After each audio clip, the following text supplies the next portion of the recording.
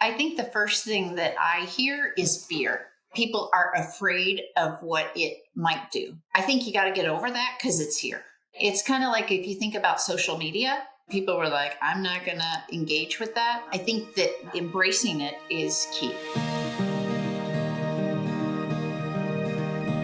Today, I'm lucky to be joined by Pam Meissner, who is the COO and CFO of Cathcap.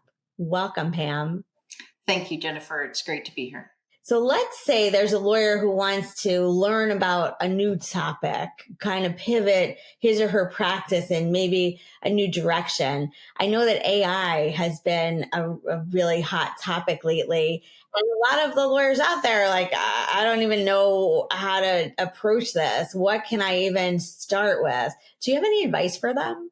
Absolutely. I think the first thing that I hear is fear. People are afraid of what it might do. I think you got to get over that because it's here, right? It's kind of like if you think about social media, and people were like, I'm not going to engage with that. Yeah, well, it's here. So I think that embracing it is key. Think about it as you're talking to a friend or that guru, right? And you're like, I want to pick your brain. And realize that in any conversation, in any relationship, you got to get to know each other. And so things like ChatGPT, just think about it as a chat and chat with whatever is in your head, put it out there. To me, the efficiency is very attractive. So don't think of it narrowly in terms of what can it do within law. I'm going to use it as a writing partner. And I think now at this stage in the game, you have to treat it like an intern, okay? Don't take it just for what it is. Take it and then, instead of writing on a clean slate, it gives you something to edit. I think the other thing to learn is how it's going to impact the business. ChatGPT is a little bit more agnostic. And so I'm putting in, XYZ happened to me in this town. I need an attorney. Who should I call? And it's going to go out there, and it's fascinating, right? Because it consumes everything out there and condenses it into really short little nuggets.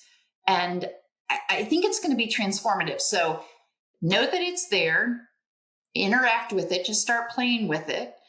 And play with it if you have that fear, play with it in areas that you're less fearful about. And for those attorneys who would like to pivot their practice to help their clients in the AI realm, you mentioned that you're in a mastermind and you're an avid reader. How do you think that an attorney with limited time can make best use of those learning tools? Well, let's talk about Audible. You can be on the treadmill and listening to a book. Also, think about not listening necessarily at 1x, but 1.5 or 2x. That can make it more efficient.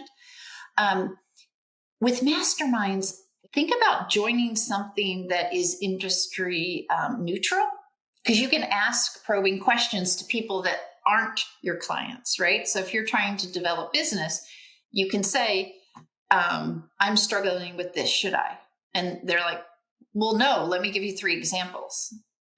So it builds up your skill set on so many levels. So we are advising the lawyers who come to us and say that they want to learn a hot new topic or pivot their practice a little bit or change the focus, to use that CLE time to, intentionally sign up for classes that are in that area they want to do, to go to conferences or meetings or other groups where people are talking about that topic, do their own research, write an article, post on social media.